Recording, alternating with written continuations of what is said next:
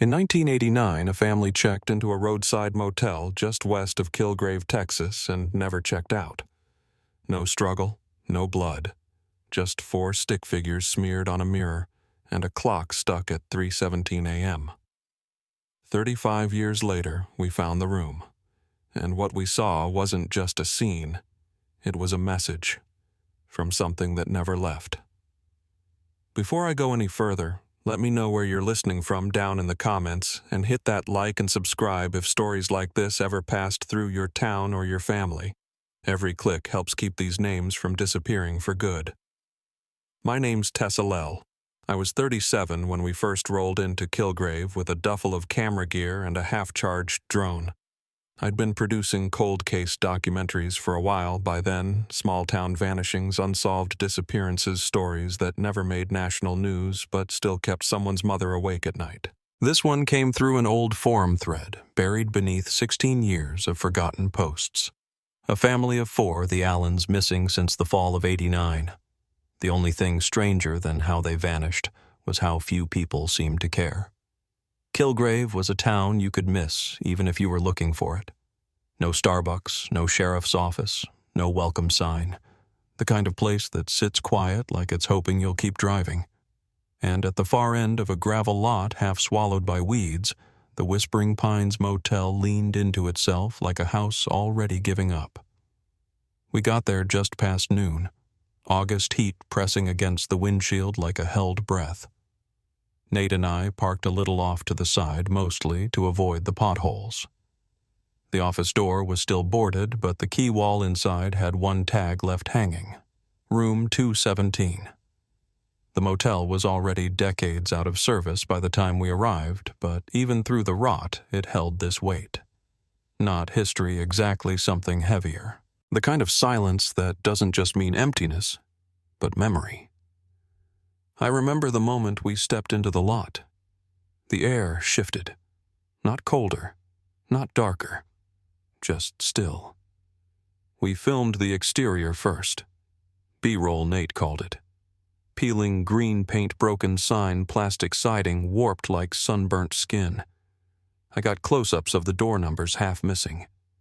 Dust thick on the windows. When we reached room 217, I stopped. The number was barely hanging on just one brass screw keeping it up. The door was shut but loose in the frame like it hadn't latched properly in years. I didn't open it. Not yet. Something about the place made me want to take my time.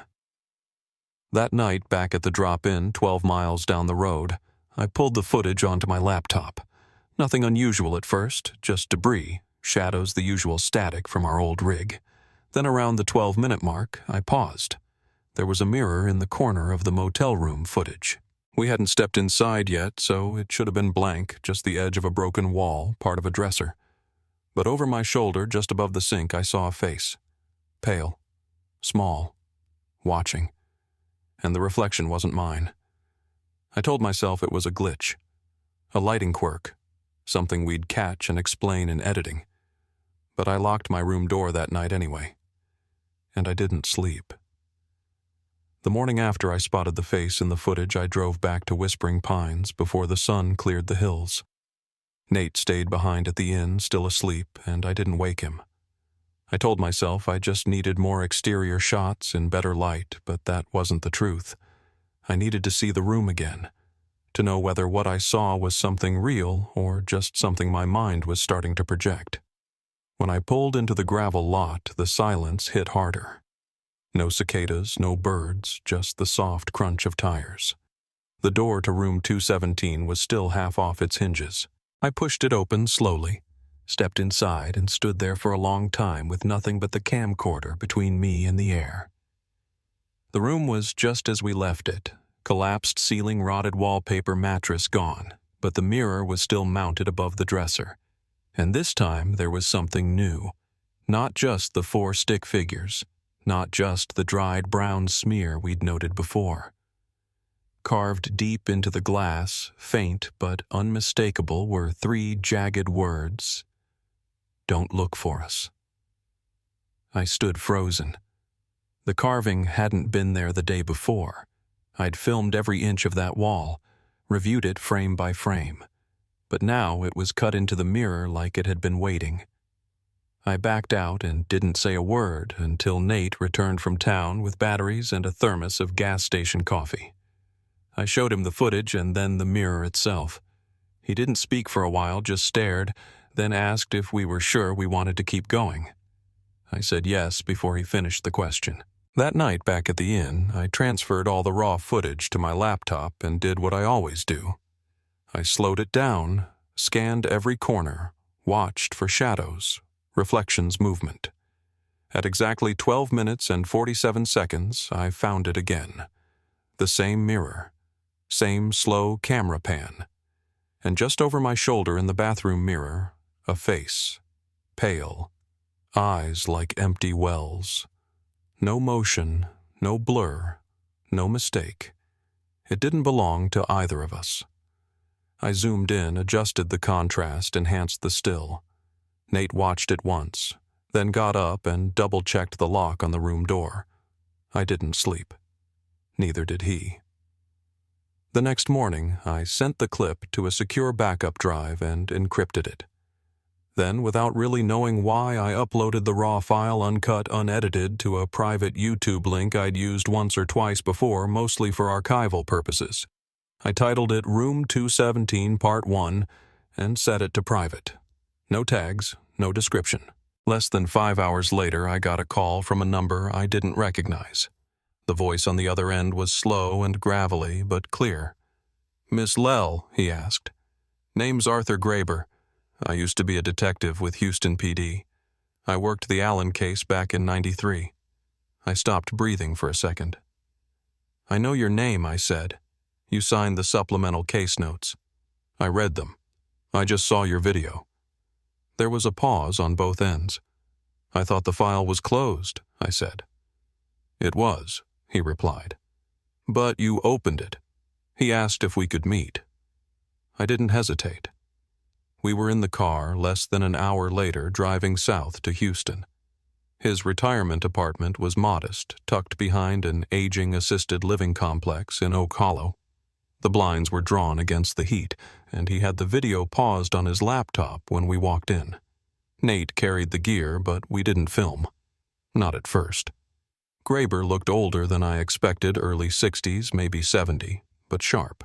His hand trembled just slightly as he tapped the keyboard. "It's the carving," he said. "That wasn't in the original scene photos." I nodded.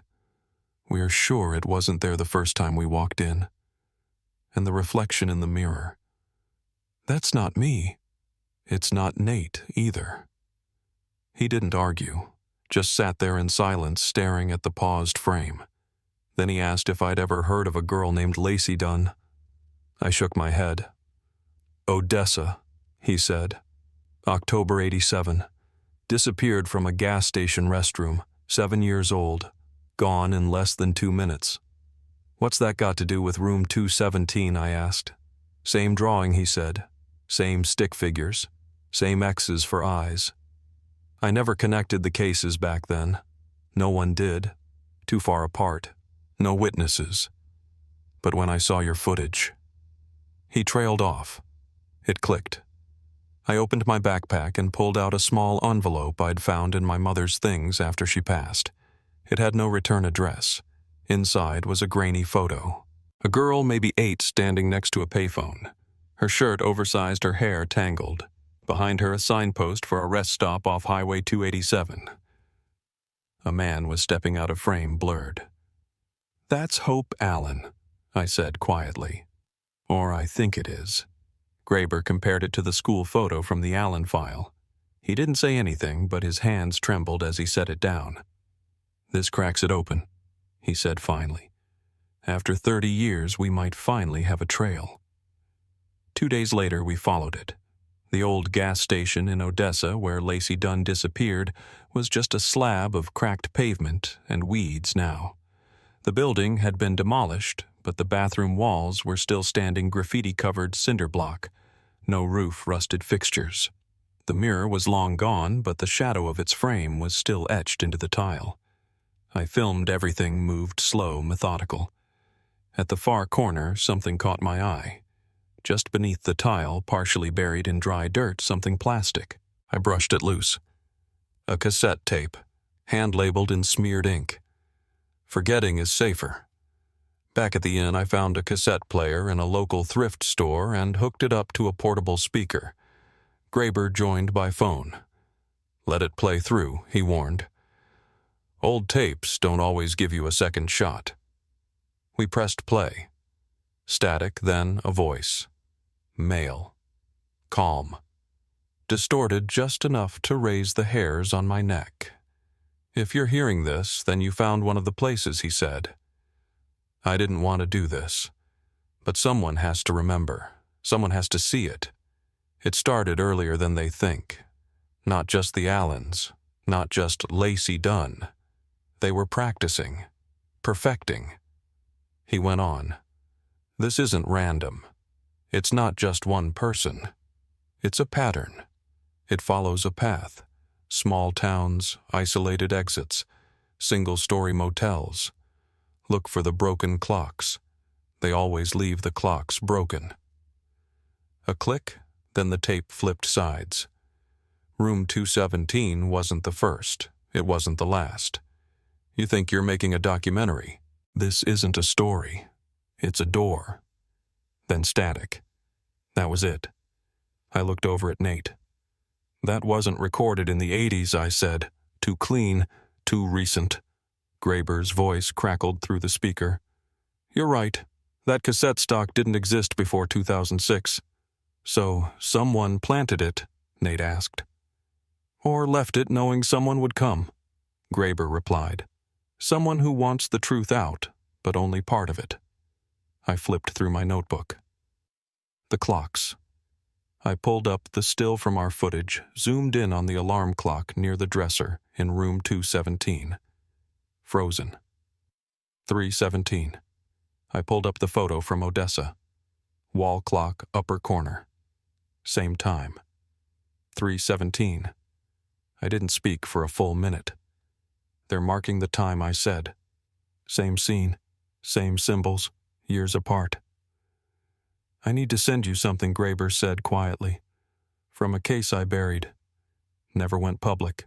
Wichita Falls, 1992. A boy disappeared. Motel restroom.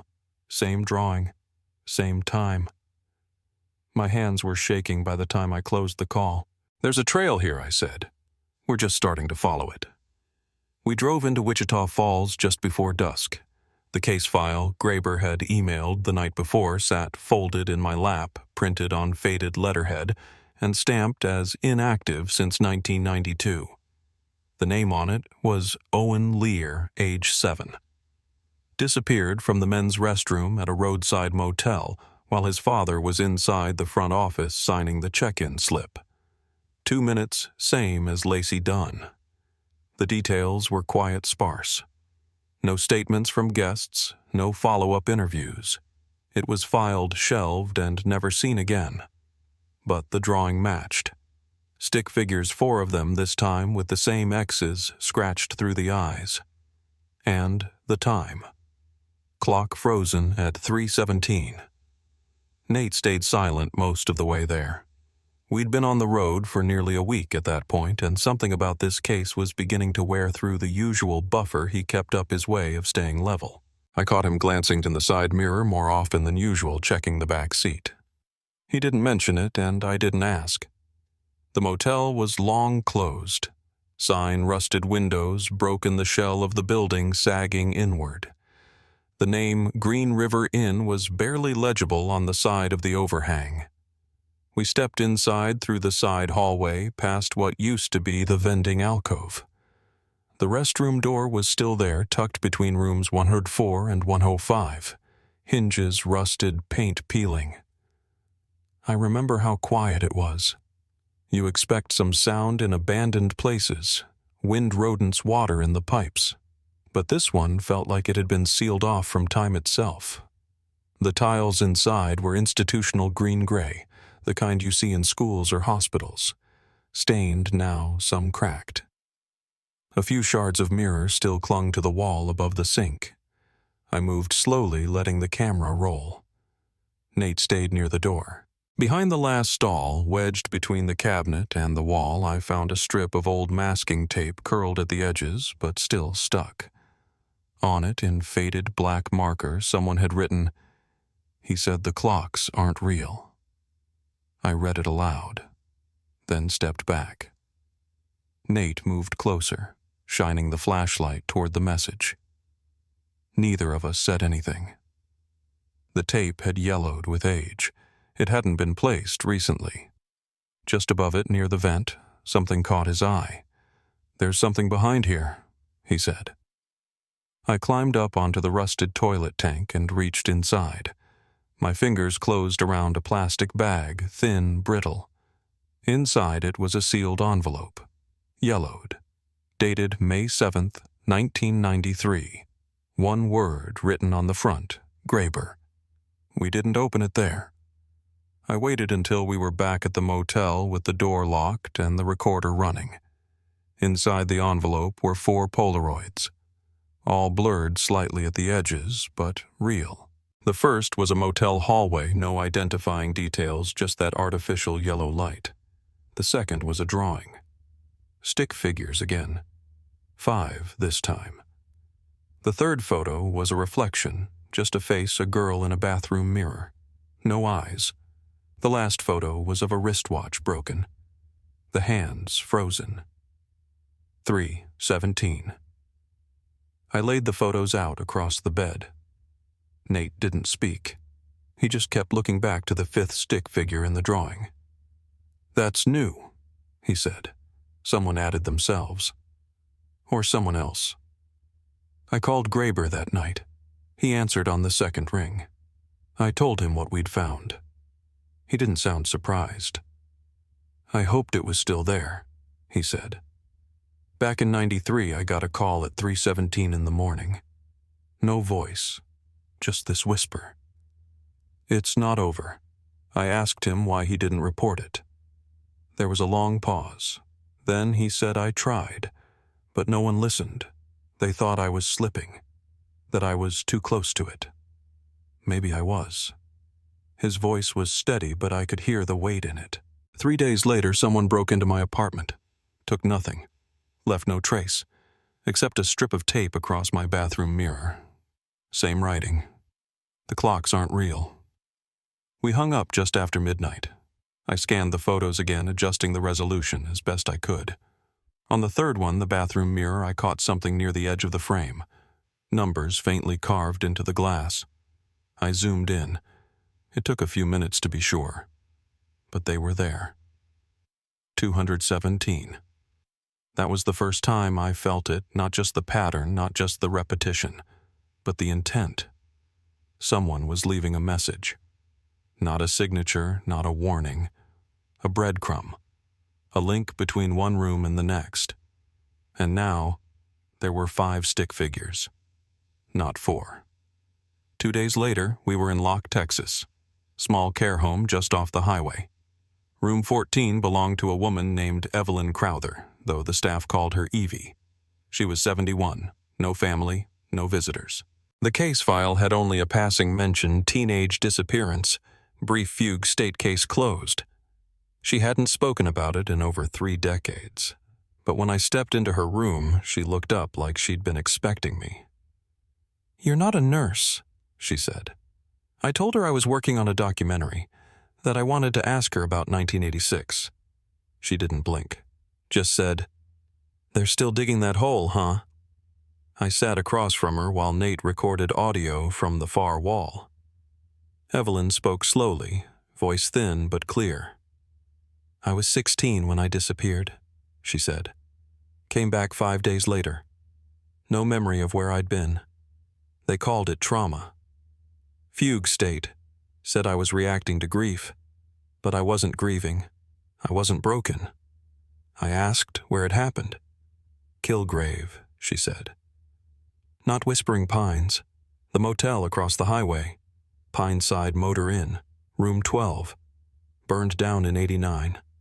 She paused. I remember the mirror.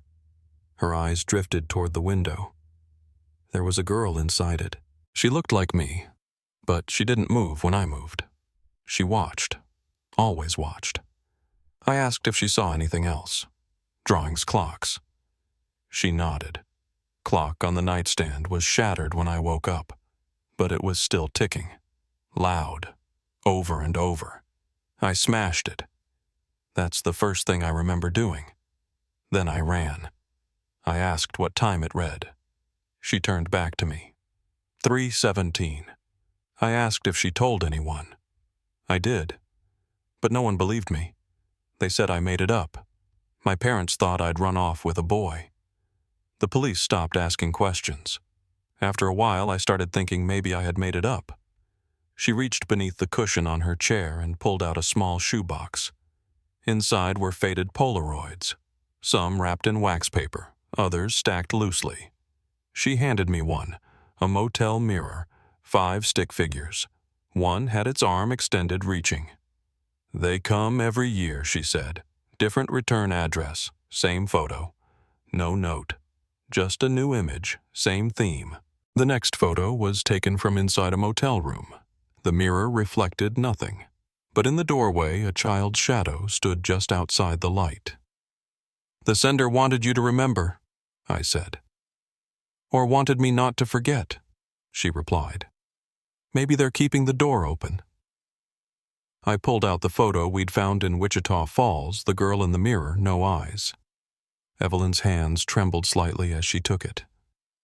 "I've seen her," she whispered. "In my dreams. In reflections.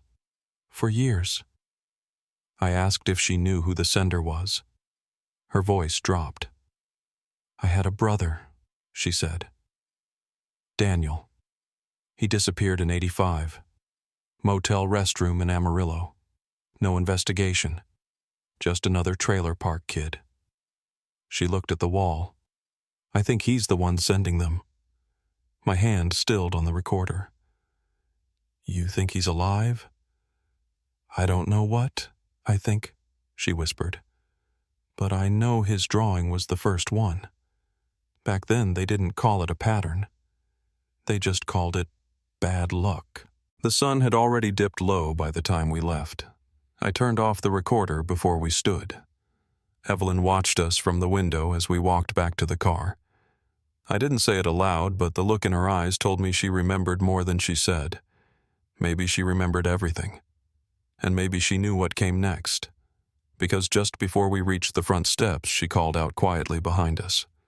"You'll want to go back to Kilgrave," she said. "But not during the day." I turned. "Why not?" She didn't blink. "Because that's not when she comes." We waited until just past 2 in the morning to pull off the highway.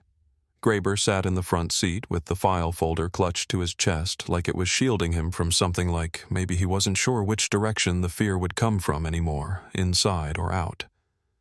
I kept both hands on the wheel, but my mind was still back in Evelyn's room. Her voice when she said, "That's not when she comes." I didn't know if she meant the girl in the mirror or whatever was behind her, but I believed her. And I think that's what scared me most. When we reached Kilgrave, the town felt quieter than before. The few porch lights we'd passed on previous trips were off now. Even the gas station looked shut for good. No headlights, no lit signs, just the glow of our high beams cutting across gravel and fence posts. Whispering Pines looked exactly as it had when we first arrived. Same leaning sign, same overgrown lot. Except someone had cleared a path. The weeds along the drive had been flattened.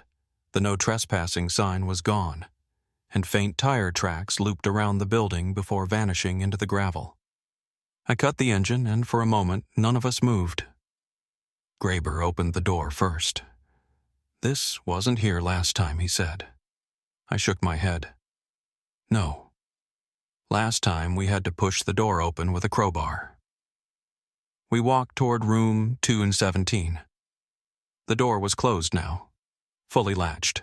It had been busted off its hinges a week ago, left gaping in the frame.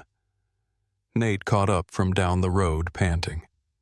He'd parked farther off after spotting a cruiser in town. He looked at the door, then at us. "You sure about this?" I didn't answer. I just reached out and turned the knob. Inside the room smelled different. Not old like before, not mold or rot. This time it smelled like bleach and something burned. The mirror was still mounted on the wall, but the stick figures were gone. The blood smear, the scratches. The carved message, "Don't look for us all wiped clean." It was spotless. Blank. I didn't turn on the camera. Instinct said not to. This wasn't something I wanted on tape. Not yet. Graber moved carefully around the room, scanning the floor, the corners. "No prints," he said after a moment. Whoever came through knew what they were doing. Nate stepped into the bathroom. "Tess," he called, voice low. "You're gonna want to see this." We followed him in. There, written across the mirror in fresh black marker, were 3 words. "We remember you." Below it, drawn in pen, 5 stick figures, 4 black and 1 in red. The red one was lower, detached from the others. Smaller. Not scratched out. Just circled. I didn't speak for a long time. "That wasn't there last time," Nate said. "Someone came after you," Graber added. "They knew where to write it. They knew the language." I took a photo, then stepped toward the old dresser where the alarm clock had sat before. It was gone. In its place, resting neatly on the wood, was a cassette tape. No label, just a black shell blank. I slid it into a new evidence bag. Same type as the Odessa tape, Graber said. Same decade. Same make. I nodded. "Someone wants us to hear something," he said. I shook my head. "Someone wants us to remember something." We didn't speak as we walked back to the car. Something about that moment felt like the edge of a line we couldn't cross twice. I put the cassette in the portable player and pressed play. At first nothing, then static, then a voice. Familiar, male, measured. "If you're back at the Pines," he said, "it means it's still moving." I hoped it would stop with me. I tried to bury it. The photos, the times. But she follows the ones who look too close. Another click. Another stretch of static. Then he spoke again. Room 217 was never a place. It was a number, a signal, a way to mark where they succeeded. Graber closed his eyes. "That's Daniel," he whispered. "Evelyn's brother." I didn't answer. The voice went on. "They tried to make me forget, gave me new names, new addresses. But I kept going back, every motel I could find. I found them. The drawings, the clocks, the ones who came before. The tape buzzed, warbled. Then, she watches through the glass. She isn't what we think. She doesn't age, doesn't die. She just waits." Faintly in the background, we heard something else. A woman crying. Not close. Far off. "Like through a wall. You can't save the ones they took," the voice said. "You can only stop the next." Then silence. The tape clicked. No rewind. No second side. We sat in the car with the windows rolled up, parked beneath the broken sign. Graber's face was pale, his hands resting on the evidence bag. "He's warning you," he said finally. "Or he's trying to end it." Nate looked down at the photo of the mirror, the red stick figure drawn separately, not crossed out. "What do we do now?" he asked. I didn't answer at first. I just stared at the figure in red. Whoever it was, they weren't like the others. They hadn't been taken, or maybe they had and found a way back. "We find the 6th, I said. "Whoever she is. Before someone else does." I didn't know it at the time, but someone had already sent us the clue. A message in my inbox time-stamped 3:17 a.m. The subject line was just one word, "alive." And the name beneath it was one we hadn't seen in years. One that shouldn't have existed anymore. Jillian Dunn, Lacey's sister. The one who died in a car crash outside Galveston in 1991. But the sender hadn't just included her name. They gave us an address, unlisted, rural, out past mineral wells, and a note. She remembers. She's waiting. I closed the laptop. We go west, I said. Tonight.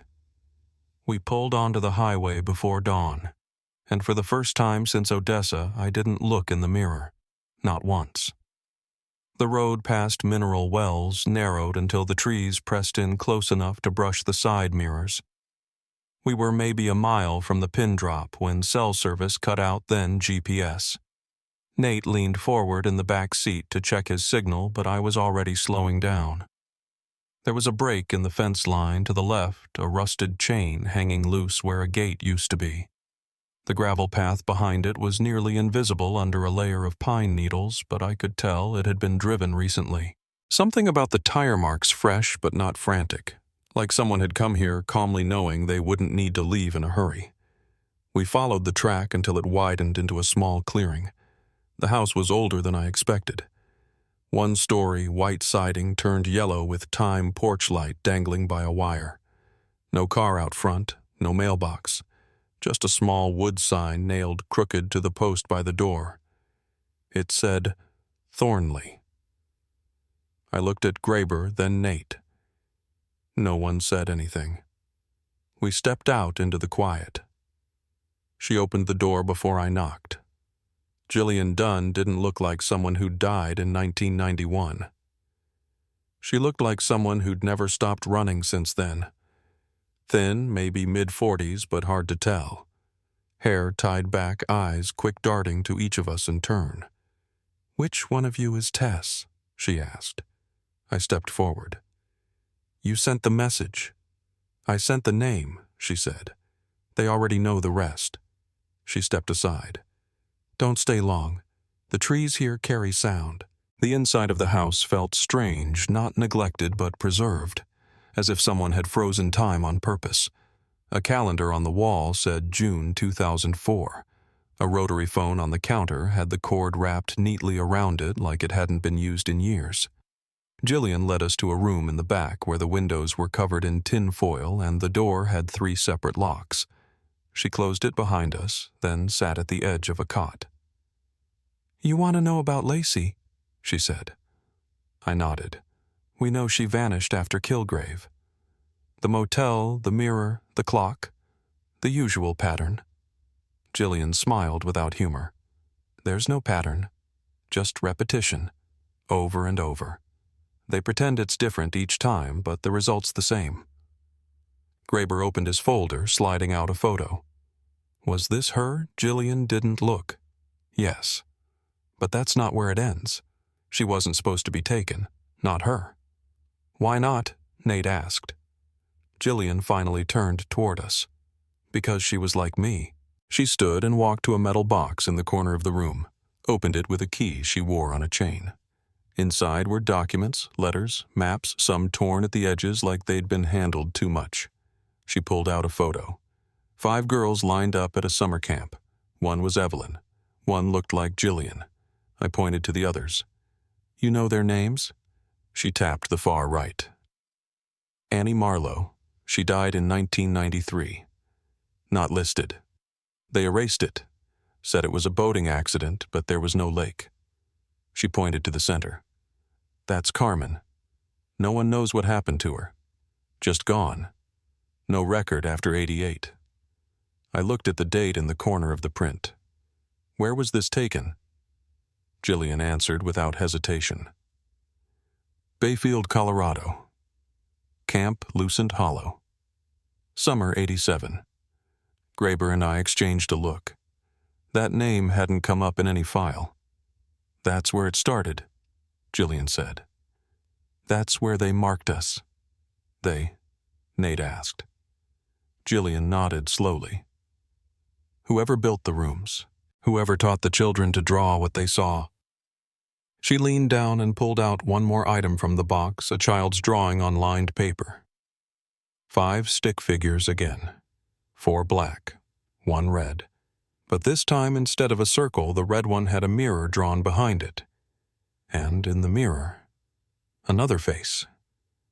We used to think it was a game, Jillian said quietly, until Lacey stopped sleeping, until we woke up and she was standing at the foot of our beds, whispering the time. 2 to 17, I said. Jillian shook her head. Not just that. She said it wasn't a time. She said it was a name.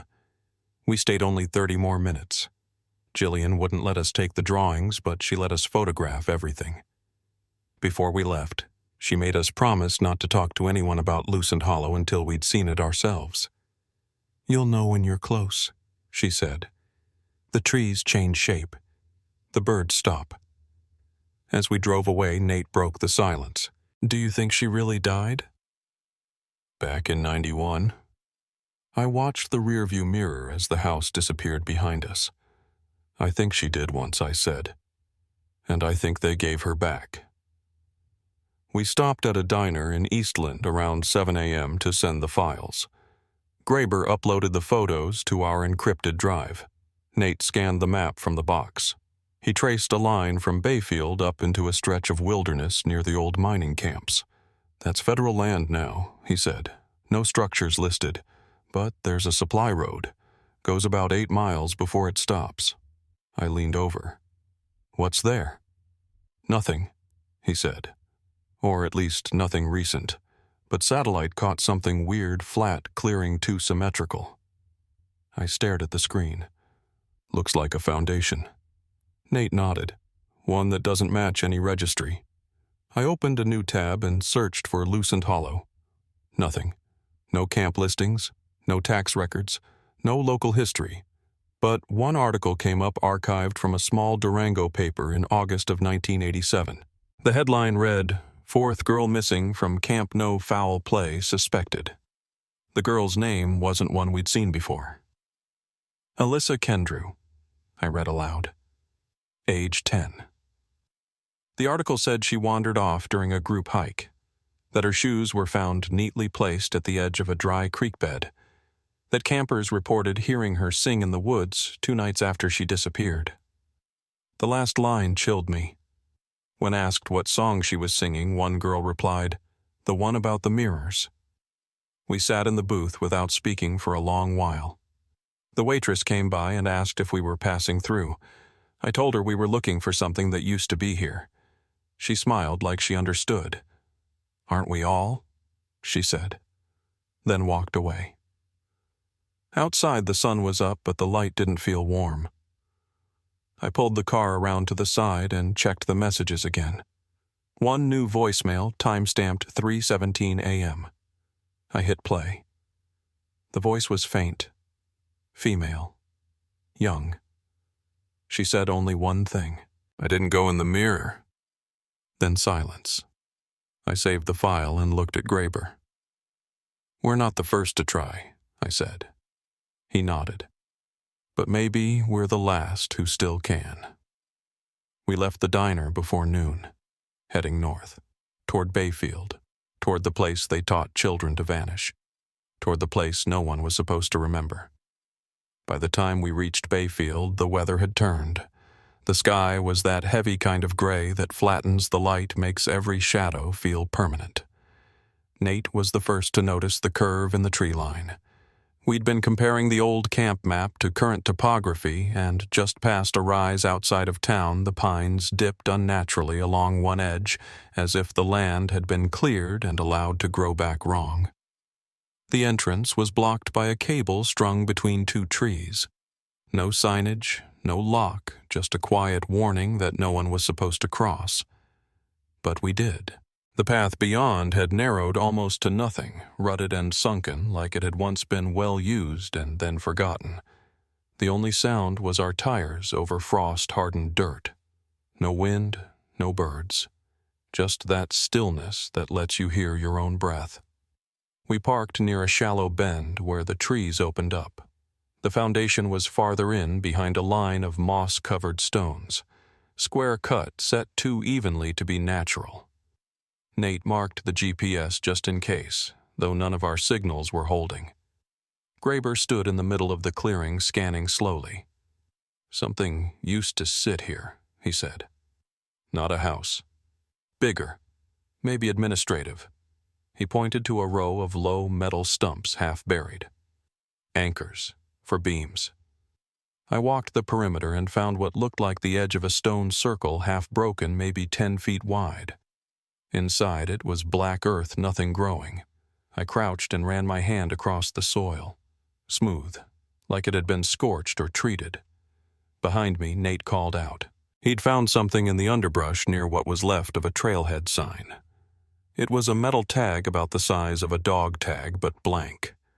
The back had 4 shallow notches etched into the corners. I turned it over in my hand, then slipped it into a bag. "What is it?" Graber asked. I didn't know, but it didn't feel random. We found the chapel, or what was left of it, down a slight slope. The steps were still there, wooden rotted through. Part of the crossbeam was visible half-crushed under a collapsed roofline. But the air changed when we stepped near it. Not temperature, pressure, like the place was holding its breath. The stained glass fragments had long since faded, but one piece remained wedged between 2 boards. It showed a child kneeling in front of a mirror, no face, just a halo of gold around the reflection. I don't know how long I stared. Long enough for Graber to tap my shoulder.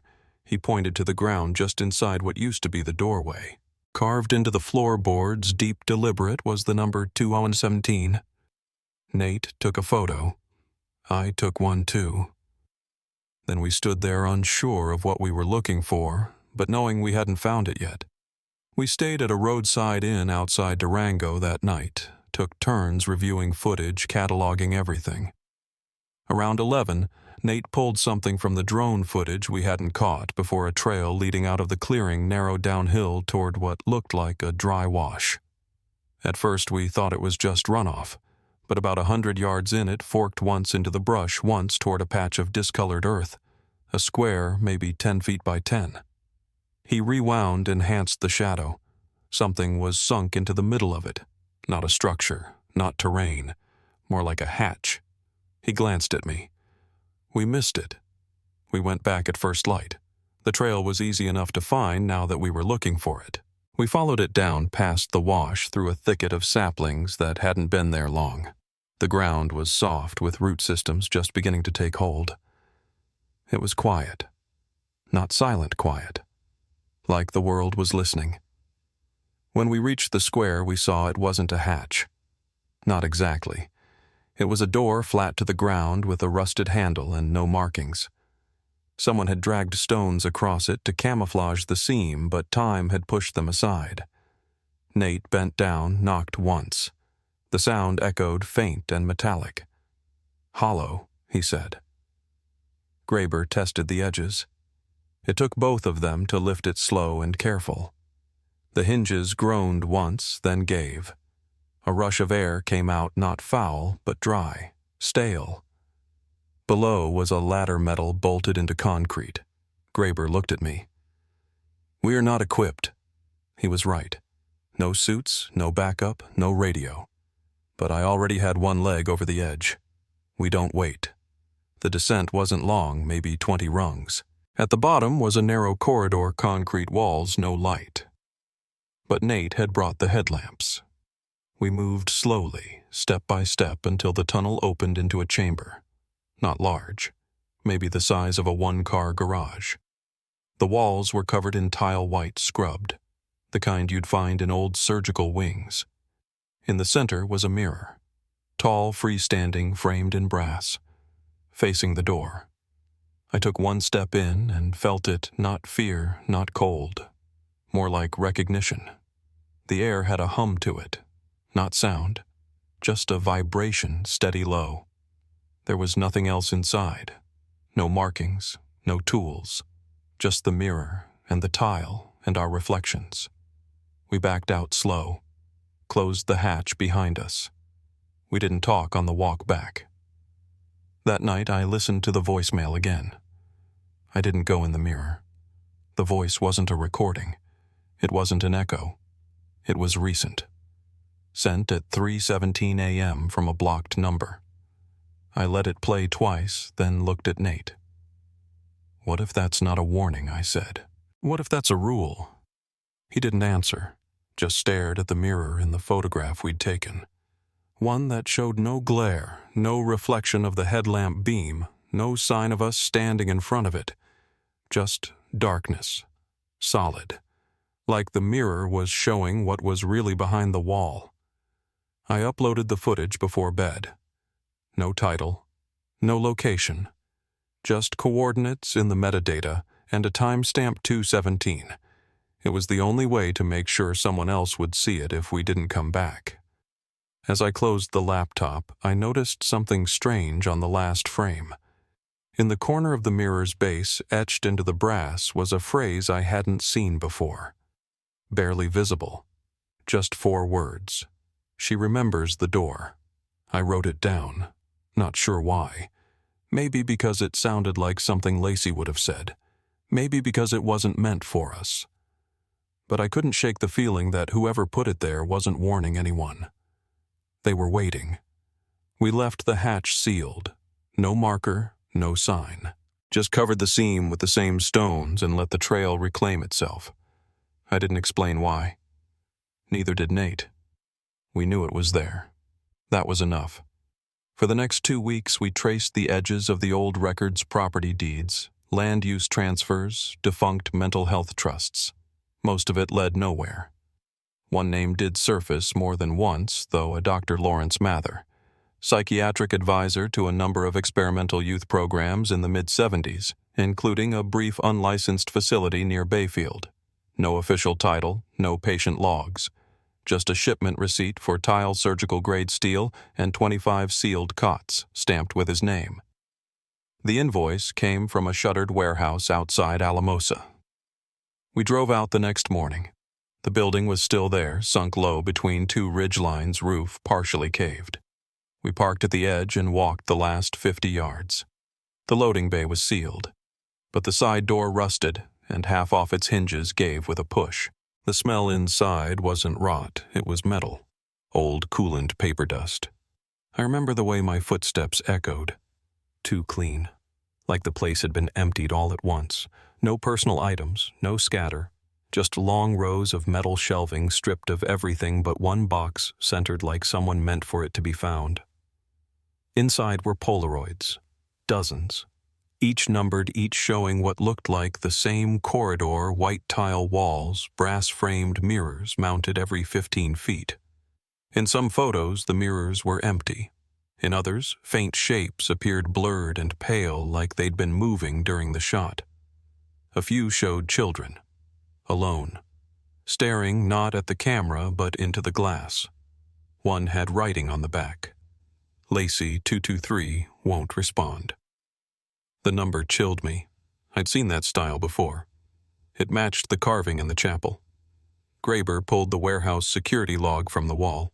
The tape reels were degraded, but Nate managed to scan 2 frames where headlights appeared at the far edge of the lot. No timestamp, no license plate. We logged it, kept moving.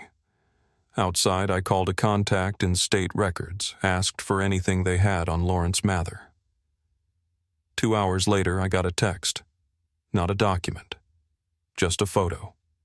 It showed a man, early 50s, wire-frame glasses, coat too large for his frame, standing beside a hospital annex marked Northfield.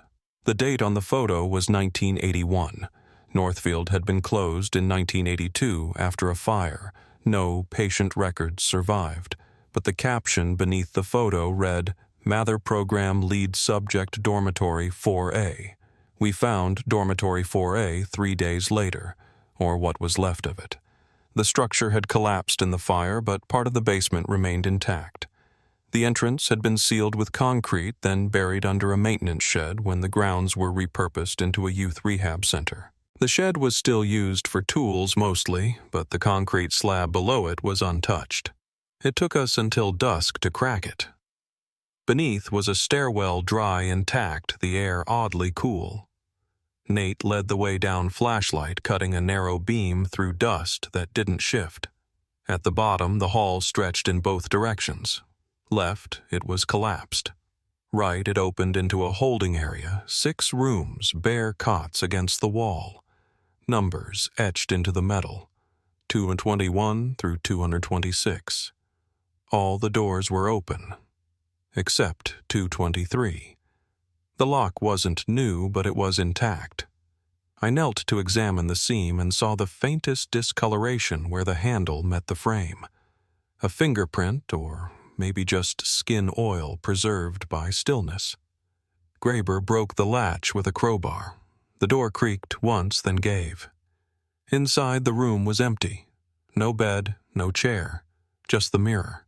Same brass frame, same sterile tile. But this one had something the others didn't. Etched into the bottom edge, barely visible in the beam of Nate's light, were 5 letters. LACYR. Not carved like vandalism. Inscribed. With care. The floor beneath was scuffed near the back wall. Not foot traffic, more like someone had stood in the same spot for hours. When I stepped in front of the mirror, the reflection felt off. Not wrong exactly, just slower. I moved my hand. It moved back, but not in sync. I said her name aloud. Nothing changed. Then I backed out. Later that night, I rewatched the video we'd uploaded from the Hatch site. At exactly 2:17 in the timestamp, the mirror shimmered not visually but in the data. A compression glitch, maybe, or some kind of artifacting, but it only affected one frame. I isolated it. On that single frame in the mirror was a shape. Human height. Barely formed, but visible. I ran a comparison against the Polaroid marked Lacey 2223. The silhouette was a match. I didn't sleep that night. The next morning I got a voicemail. Same blocked number. Same voice. "She's not looking at you," it said. "She's looking past you." Then silence. No timestamp. No return call. I played it 3 times, then once more with noise filters. Behind the voice was a sound I hadn't caught before. A metallic clink like a chain or a lock turning. Then, just before the call ended, a faint whisper, almost indistinct. But it wasn't a word. It was a number.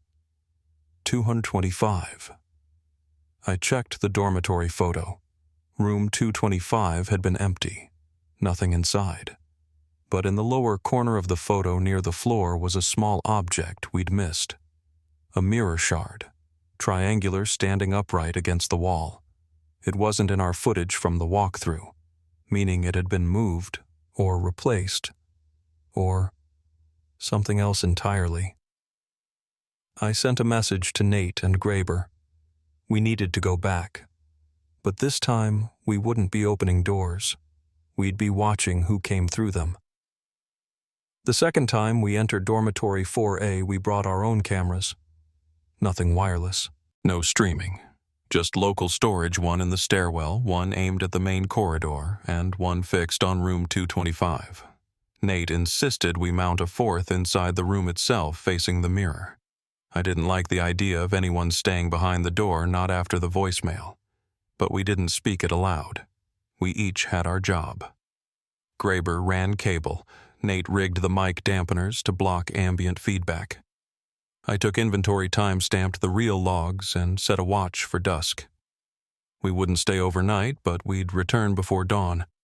Just long enough to let the place settle. Let it breathe. We left the lights off on purpose. Let the hallway return to whatever silence it had before. The footage from the first night was nothing. Still flat, no motion. Not even dust trails. We let the cameras run 3 nights in a row, each time resetting the timestamp manually, each time returning before first light. On the 4th night, Graber and I waited at the rehab center's outer lot while Nate sat in the shed above. He'd rigged a screen so he could monitor the feed live. He'd done stakeouts before. He didn't blink. At 3:08 a.m., he radioed once. "There's something wrong with 225, he said. No detail, no tone. Just the words. We ran the distance from the lot in under a minute. By the time we reached the monitor, the image had returned to normal. But when Nate rewound the reel frame by frame, we saw it. It wasn't motion. It was absence. For exactly 17 seconds, the camera inside room 225 recorded pure black. No signal loss, no lens glitch. Just darkness, unnatural, like light had been pulled inward. The mic recorded nothing at all. Then, as abruptly as it began, the feed returned. And in that return, something had changed. The mirror, always fixed, always stable, now had a faint smear running along the right edge. It hadn't been there before. We checked the prior footage. The glass had been spotless. Now, in every frame after the blackout, the smear remained, shaped like a handprint. Vertical, small, child-sized, pressed against the mirror, not from the room, but from inside the reflection. Like someone had touched the glass from the other side. We went down the next day, in full light. The mirror had no mark, not visibly, not to the touch. But when Nate turned on the IR filter, the print flared. Cold, dry, but present. We didn't speak for a while after that. There was nothing to say. We knew what we had. Something trying to make contact or at least leave a trace. I called a friend at the Historical Commission, asked if they had access to institutional logs from before the Northfield fire. She said no, but she knew someone who might. A retired archivist named Alden Worth, once the custodian of state-run psychiatric oversight reviews. He lived up near Cannon City. We met him 2 days later in his garage, which was stacked floor to ceiling with file boxes and plastic crates labeled in faded ink. Worth remembered Northfield. Not fondly. He called it a mistake nobody wanted to write down. Said there'd been a private psychiatric project funded off books under a pilot trust for adolescent behavioral intervention. The official name was Mirror Exposure Initiative, Case Cluster B. He paused on the word exposure, said it wasn't metaphor. The premise, as he understood it, was that mirrors, real polished, uninterrupted glass, could reflect not just image, but behavior. That children left in isolation with mirrored surfaces would begin to mirror each other's behavior even without contact. Worth never saw it firsthand. But he kept one thing, a memo from a Dr. Mather dated 3 weeks before the fire requesting emergency containment reinforcement for Dormitory 4A. It was co-signed by someone I didn't recognize, W. Sedlacek. The title beside the name read Observational Psychometrics Division. No agency name, no phone, just a box number and a date. Back at the dormitory, we searched every inch of room 225, behind the wall panels, under the tile, inside the mirror's frame, which turned out not to be brass but something else entirely, an alloy mix used in cryogenic-grade surgical tools, designed to resist temperature change. Nate found a stamp on the lower bracket Sedlacek Instruments Batch 12A. We traced the company. It no longer existed, dissolved in 1985. Its last known address was a P.O. box in Montrose. Nothing else. No names, no officers, no financial trail. Just a delivery receipt to Northfield Annex. Basement level 2, the same level that had burned. We retrieved the shard from room 225, the one we thought we'd seen in the old photograph. Nate held it under the same IR filter. It lit up immediately, faint lines crisscrossing the surface like veins. Not cracks, not wear, etchings, coordinates, each one pointing to a location in the Four Corners region. Isolated places. Abandoned trails, half-mapped mesas, places that didn't exist on official logs. There were 7 total, and each set of coordinates had a number beside it. 219 through 225. Room numbers, all from Dormitory 4A. Except one. The last coordinate didn't have a number, just a word. Rethread. I didn't know what it meant. Graber didn't either. Nate just stared at it and said, "That's not a place." When I asked what he meant, he said nothing. Just handed me a folded slip of paper from his jacket pocket. It was from the warehouse. One of the Polaroids we'd missed on the first pass. It showed the chapel, the one from the hatch. But this time, something was different. In the back of the frame, barely visible behind the altar, was a child.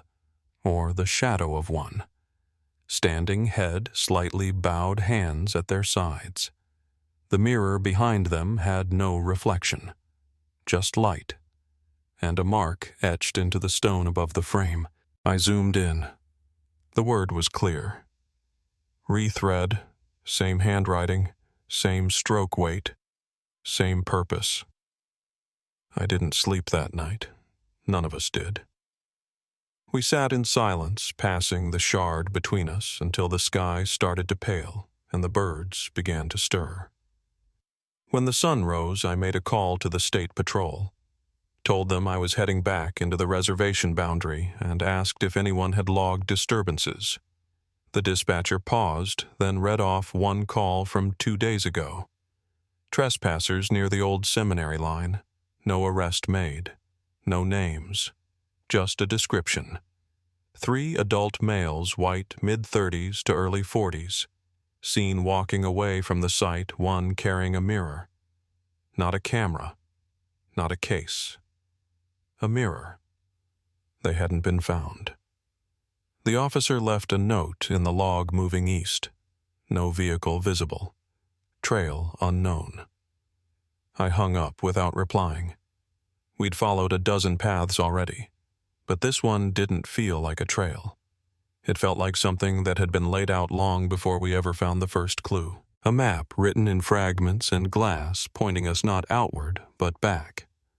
Always back. Toward something waiting. And if that final word meant what I thought it did, we weren't walking into the past. We were walking into someone's attempt to fix it, or erase it, and we were already too far in to turn around. We crossed into Utah the next morning.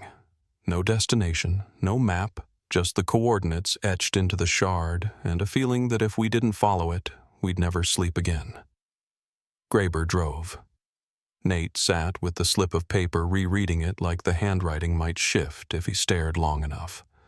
I watched the land change scrub giving way to ridgelines, everything leaning toward silence. The first 2 locations led us to nothing. Empty lots, fence posts, swallowed by time. The third was a sandstone cavity man-made maybe not with fragments of glass scattered in the dirt like breadcrumbs. The fourth site had bones. Animal, not human, but arranged with unsettling care in a perfect ring around a concrete slab sunk into the earth. It was weathered over, but the outline of a doorway was still visible beneath the dust. We didn't go down. There was no down to go. The stairs had been sealed with poured stone, rough and uncut, like someone had buried something and didn't want it found again. By the time we reached the 6th marker, we'd stopped speaking in full sentences. Just gestures, short questions, fewer answers. It wasn't that we were afraid, not exactly. It was more like a weight had settled between us, something unspoken that had nothing to do with ghosts or experiments or what that child in the photo might have become. We'd all chosen to keep going, and somewhere along the way that choice had started to feel permanent. Like we weren't going back to anything. Just forward until the map ran out. The 7th location was different. There was no ruin, no door, no marker. Just a flat stretch of high desert scrub at the edge of a shallow canyon ringed by rust-colored stone. But in the center, half buried, was a frame. Not glass, just the outline of one. Bronze or something like it. Empty. Nate picked it up, turned it once, then dropped it back down. No words. The message was clear. There were no more coordinates, no more rooms, just this place and the memory of what had been done. We drove home 2 days later, taking turns at the wheel. Graber peeled off in Durango. Nate stayed on with me until Colorado Springs. I haven't seen either of them since. We still talk sometimes, mostly short messages, updates. Nobody's tried to reopen the case. There's no agency to report it to, no names to charge. Northfield's annex is being turned into a historical landmark now. They've preserved the foundation, sealed the lower levels, and added a plaque that makes no mention of Dormitory 4A. Just a vague nod to experimental therapies of the 20th century and a timeline that ends with the fire. I doubt anyone will read past that. Most people don't want to know what they've paved over. I kept one thing, the shard. Not because I want it, but because I can't trust anyone else with it. I've tried to destroy it twice. Burned it once, buried it again. Each time it turns up in my home within a week. No message, no sign of forced entry, just there. On the counter, on the stair, on the bathroom sink balanced perfectly on the tap. I stopped trying after the third time. Whatever this is, it doesn't want to be forgotten. I think about the boy from the old photograph, the chapel, the absence of reflection. If that was the last image ever captured of him, then he deserves to be remembered. Not as a subject, not as a case number, as someone whose name never made it to the records but whose voice still finds its way through silvered glass. I don't know if what we found was haunting or harm echoing forward in time. Maybe there's no difference. Maybe memory is its own form of haunting. Not the kind that knocks or whispers, but the kind that just stays. Long after the doors are locked. Long after the last visitor forgets where the mirror was hung. If you've stayed with me through all of this, thank you. And if any part of this story rang true for you, if it reminded you of something you once saw or someone you couldn't explain, I hope you'll share it. Not for answers. Just so someone else knows they're not alone. Some names never made it into the files, but they still matter, and they deserve to be spoken.